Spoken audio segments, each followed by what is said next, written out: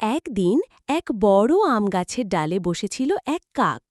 পাশের ডালেই লাফালাফি করছিল এক কাঠবিড়ালি। প্রথমে দুজনেই একে অপরকে সন্দেহ করত।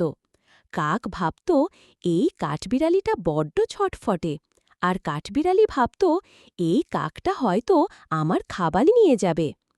একদিন বিকেলে ঝড় ওঠে। হঠাৎ কাঠবিড়ালির বাসা ভেঙে যায়। কাঠবিড়ালি ভয়ে কাঁপতে থাকে। তখন কাক তার বাসায় কাঠবিড়ালিকে আশ্রয় দেয়। সেই দিন থেকেই তাদের মধ্যে বন্ধুত্ব গড়ে ওঠে। তারা একসঙ্গে খাবার খায়, খেলাধুলা করে এবং গল্প করে। তাদের এই বন্ধুত্ব দেখে অন্য পশুপাখিরাও অবাক হয়ে যায়। তারা বুঝতে পারে ভিন্ন হলেও ভালোবাসা আর সহানুভূতিতে বন্ধুত্ব গড়ে ওঠে। শিক্ষা: সত্যিকারের বন্ধুত্ব ভিন্নতা ভুলে গড়ে ওঠে।